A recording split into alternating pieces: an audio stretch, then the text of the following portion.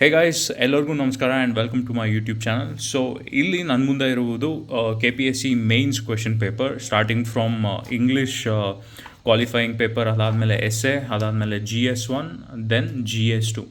So ಈಗ ನೀವು ಇಲ್ಲಿ ನೋಡ್ಬೋದು, ಇದು ಇಂಗ್ಲೀಷ್ ಕ್ವಾಲಿಫೈಯಿಂಗ್ ಪೇಪರ್. ಇದಕ್ಕೆ ಯಾವ ಸೀಲು ಇಲ್ಲ. So it was given openly.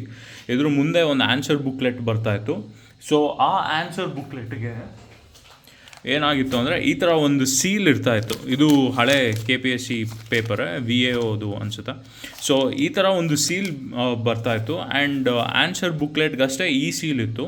But ಈ ಕ್ವೆಶನ್ದು ಏನು ಕ್ವೆಶನ್ ಪೇಪರ್ ಇದೆ, ಇದಕ್ಕೆ ಯಾವ ಸೀಲು ಇರಲಿಲ್ಲ. ಸೊ ಅದಾದಮೇಲೆ ಎಸ್ಸೆ ಪೇಪರ್ ಬಂತು. ಎಸ್ಸೆ ಪೇಪರ್ಗೂ ಇದಕ್ಕೂ ಏನು ಸೀಲ್ ಇರಲಿಲ್ಲ. ಆನ್ಸರ್ ಬುಕ್ಲೆಟ್ಗೆ ಇದೇನು ಸೀಲ್ ಆಗಿರಲಿಲ್ಲ. ಬಟ್ ಸೇಮ್ ಆನ್ಸರ್ ಬುಕ್ಲೆಟ್ ಏನಿತ್ತು, ಈ ಥರ ಒಂದು ಸೀಲು ನಾವು ಆನ್ಸರ್ ಬುಕ್ಲೆಟಲ್ಲಿ ನೋಡ್ಬೋದು. ಅದಾದ ನಂತರ ಏನು GS1 ಬರುತ್ತೆ. ಸೊ ಈ ಎಸ್ಸೆ ಪೇಪರ್ ದಿನವೇ ಪೇಪರ್ ಲೀಕ್ ಆಗಿದೆ ಅಂತ ಸೆಂಟರಲ್ಲಿ ಭಾಳಷ್ಟು ಸ್ಟೂಡೆಂಟ್ಸ್ ಗಲಾಟೆ ಮಾಡ್ತಾರೆ. ಸೊ ಅದಕ್ಕೆ KPSC ಅವರು ಕೂಡ ಕ್ಲಾರಿಫಿಕೇಷನ್ ಕೊಡ್ತಾರೆ, ಇಲ್ಲ ಪೇಪರ್ ಲೀಕ್ ಏನೂ ಆಗಿಲ್ಲ ಅಂತ ಅವ್ರ ಕಡೆಯಿಂದ ಸ್ಪಷ್ಟನೆ ಬರುತ್ತೆ. ಬಟ್ ಆ ಕೊಟ್ಟಿರುವಂಥ ಸ್ಪಷ್ಟನೆಗೆ ಯಾರ್ದು ಅಧಿಕಾರಿಗಳ ಸೈನ್ನ ನೀವು ಅಲ್ಲಿ ಕಾಣೋಕ್ಕಾಗಲ್ಲ.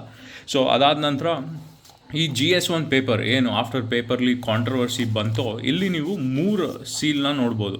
ಇದೊಂದು ಸೀಲು, ಇದೊಂದು ಸೀಲು, ಇದೊಂದು seal. It was seal to the answer booklet. ಏನು ಆನ್ಸರ್ ಆನ್ಸರ್ ಬುಕ್ಲೆಟ್ ಕೊಡ್ತಾರೆ, ಅದಕ್ಕೆ 3 ಸೀಲ್ ಬಿದ್ದಿತ್ತು. ಮಧ್ಯದಲ್ಲಿ ಈ ಸೀಲ್ ಇತ್ತು. So this seal was already there. ಅದಾದಮೇಲೆ ನೀವು ಇಲ್ಲಿ ನೋಡ್ಬೋದು, ಇಲ್ಲೊಂದು ಸ್ವಲ್ಪ ಬ್ಲೂ ಕಲರಲ್ಲಿ ಸೀಲಿನ ಉಳ್ಕೊಂಡಿದೆ. ಸೊ ಇದು ಕಟ್ ಮಾಡಬೇಕಾದ್ರೆ ಆನ್ಸರ್ ಬುಕ್ಲೆಟಲ್ಲಿ ಅರ್ಧ ಇದು ಹೋಗ್ಬಿಟ್ಟಿದೆ. ಸೊ ಈ ಬ್ಲೂ ಸೀಲ್ ಮೇಲೆ ಇವರು ಇಂತಹ 3 ಸೀಲ್ಗಳನ್ನ ಸೇರಿಸಿ ದೇ ಹ್ಯಾವ್ ಸೆಂಟ್. ಅದಾದಮೇಲೆ ನೆಕ್ಸ್ಟ್ GS2 ಪೇಪರಲ್ಲೂ ಕೂಡ ಅದೇ ಥರ ಮಾಡಿದ್ದಾರೆ. ಬಟ್ ಒನ್ ಕ್ವೆಶನ್ ಇಸ್, ಇವರು ಎಲ್ಲ ಪೇಪರ್ಗೂ ಯಾಕೆ ಈ ಥರ ಸೀಲ್ನ ಕೊಟ್ಟಿಲ್ಲ? Why only for GS1, GS2, GS3? ಈಗ ಎಸ್ಸೆ ಪೇಪರ್ಗಾದರೂ ಕೊಡಬೇಕಿತ್ತು, ಯಾಕಂದರೆ it is completely scoring paper. But ಇಲ್ಲಿ GS1, GS2ಗೆ ಮಾತ್ರ ಸೀಲ್ಗಳನ್ನ ಹಾಕಿ ಕಳಿಸಿದ್ದಾರೆ.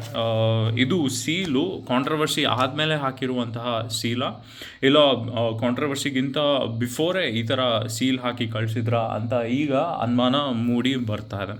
ಸೊ ನಿಮ್ಮ ಪ್ರಕಾರ ಇಲ್ಲಿ ಏನಾಗಿರ್ಬೋದು ಅಂತ ದಯವಿಟ್ಟು ಕಾಮೆಂಟ್ ಸೆಕ್ಷನಲ್ಲಿ ತಿಳಿಸಿ. So if you have any clarification regarding this, please comment ಸೆಕ್ಷನಲ್ಲಿ ಹಾಕಿ ಅಂತ ಹೇಳ್ತಾ ನಾನು ಈ ವಿಡಿಯೋನ ಇಲ್ಲಿಗೆ ಮುಕ್ತಾಯ ಮಾಡ್ತಿದ್ದೀನಿ. Thank you. See you in my next vlog.